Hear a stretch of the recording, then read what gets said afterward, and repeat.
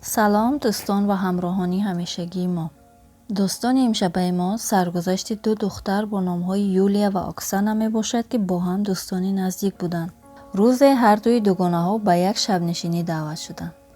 پس از خوردن و رقصیدن، یولیا از استعمال زیادی نوشاکی اسپریتی مست و الست شده با پای خود راست ایستاده نمی توانست. به هر طرف کلویده می رقصید. اکسانا که کم نوشیده بود هوشیارتر بود. به همین خاطر دوگانه سرمستش را در کشتلش گرفته و بیرون برآورد تا او را به خانه اش رساند. تاکسی گرفته او را به خانه اش برد. به داخل خانه در آمده یولیا را روی تختش خواباند. پای افضلش را از پایش کشیده برایش خواب خوش گفته چراغ را خاموش کرده در خانه را پوشید و به سمت خانه اش رفت. چند کوچه را که گذشت یک باره به خاطرش آمد که در خانه یولیا سمکه اش را فراموش کرده است. در درون سمکه کلید خانه اش بود. مجبور شد که از راهش گردد. وقتی به خانه یولیا رسید فکر کرد که چراغ خانه را گیران نکند تا که دوگانه اش بیدار نشود. در و دیوار را دست کرده به حجره در آمد.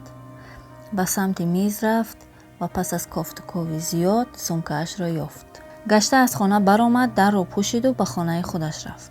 فردای آن روز از شعبه میلیسیا به اکسانا زنگ زده از او خواستند که به آنجا رود. چی گپ شده باشد گفته ترسید. وقتی به شعبه میلیسیا رسید او را به اتاقک برده در نزدش چند عکس را گذاشتند.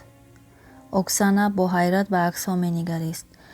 ناگهان در آن دوگانه‌اش یولیا را شناخت که با گردنی بریده شده و در خون آغشته در روی تختش خوابیده بود. اکسانا وحشت کرده بود. با چشمان هراسان به سمت میلیسیا نگاه کرده با آن چشمان از او میپرسید که چی واقع شده است. در این هنگام میلیسیا به نزدش ورقی را که از روی تخت یولیا پیدا کرده بود را گذاشت.